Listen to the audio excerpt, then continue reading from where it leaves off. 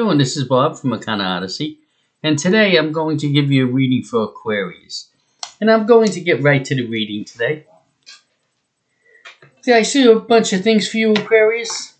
I do see that right now you're having a little bit of an internal struggle, some of you are. And you're having a struggle, possibly even some relationship or something of this sort. Now, that relationship could be either between you and a lover or a relationship between you and a job, or something of that sort, but there seems to be a struggle in that area. I also see that you hold things a little close to the vest. Expand your mind a little bit. Understand that you have to be able to compromise in some ways or another.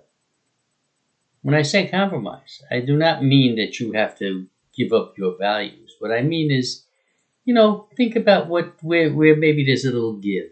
Think about maybe if a situation can become better by not being stiff, we'll say, in some ways or another. And I'm not telling you you're stiff, but I'm saying in some ways think about that. Every situation or every coin has two sides, and you have to look at that clearly to see what direction you need to go in. What I tell people for many years as I'm doing this is they have to be a chameleon. In other words, sometimes you have to change a little bit to make things work a little bit better in your favor. Not all the time, but sometimes you do. If you have, or for those Aquarius who have an illegal thing going on right now, that's going to be okay. Don't worry so much, that's going to be all right. You just have to have some faith in that area. I do see new beginnings coming for you. Now, what I said here, as far as you going, having this struggle going on, that is, but it's going to be short-lived because there's going to be better things for you. For instance, what I do see for you is in an emotional way you will start to heal, and you will start to heal. Remember, allow yourself to heal as well. It is not good to keep anger and to hold on to anger. It's very bad for you. You need to free yourself. Now, you see this little card here? It tells you free yourself. Free yourself. It's time now for you to take your life back. When I say take your life back, I mean take control of your life as an individual. Not in a bad way, but we have to always keep our identity. Do not allow someone else or some situation to smother who you are. You need to take your life back in that respect. And victory is going to be there for you. The things that you're heading for, the things that you desire, they're coming to you. But you must believe, and you must allow them to come. And you must be very, very aware to watch for the signs of the good things happening for you. I also see here that some Aquarius are going to be moving, possibly to a new home, or to a new job, or something of this sort. But there's going to be movement for you, because I have movement here and I have movement over here. Here I have a movement card. You see that? That card is the card that tells us even though we feel good about whatever move we're thinking of making, exercise caution in everything you do. Just be careful. Fill your mind with knowledge. Think about the situation. Think about where you might be going or what you're going to do. Always do that. And weigh the different situations of what will be good, what will be bad. Am I making this move for no reason, or for an unjust reason, or something of this sort? Think clearly of the direction that you want to go in, so that when you do make this move, it is good for you. The old saying is, don't jump out of the frying pan into the fire. That is very true. You have to think clearly of the direction and the move that you are about to make, and they'll be okay for you. Sometimes we have to use meditation. When I say meditation, I know that some people tell me, I can't meditate, but you can. Everybody can meditate. It starts by putting yourself in a nice quiet room, a dim light, and do manifesting meditation in the beginning instead of empty mind meditation. Manifestation is the things you want. Maybe it's change, or maybe you want to see the goddess, whatever it might be. You'll sit there, Get yourself nice and calm, use a couple of crystals, and do a little mantra. Like if you want to improve, for instance, I'm going to improve myself. I'm going to free myself. I'm going to take my life back. I'm going to have control over the direction I want to go. And you can do that.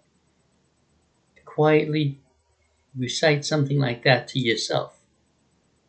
And yes, it'll bring you all the way down to a calm spot in your life. Eventually, you can sit there rather than for 10 minutes at a time. For an hour, I meditate for an hour to an hour and a half every morning. But it took me many years to be able to do that. But yeah, so you get 10 minutes at a time and bring yourself down to change. You're going to change what's in your mind. You're going to change your situation. Your life is going to improve for you. I'm going to do better in all of the different directions of my life. Because sometimes we get heartache because we're not ourselves doing the right thing. And I'm not saying that we're doing bad things for ourselves. I'm saying sometimes we're just misguided in the direction we need to go in. Sometimes it's stubbornness. And other times we have so many things going on in our life that we just can't grab a hold of one and hold it down. You just can't do it. That's where meditation comes in. Meditation brings you a different mindset so that you're able to get more control over yourself. And sometimes we need to make changes within ourselves. And then you have this card here, the frog. Now the frog is a pretty cool card because what that frog tells you is to look beneath the surface in things. In other words, don't only hear what's going on.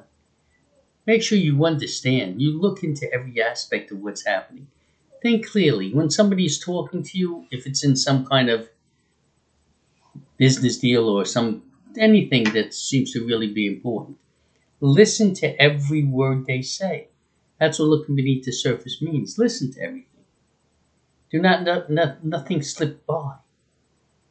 Do not have false hopes. Do not have false understanding.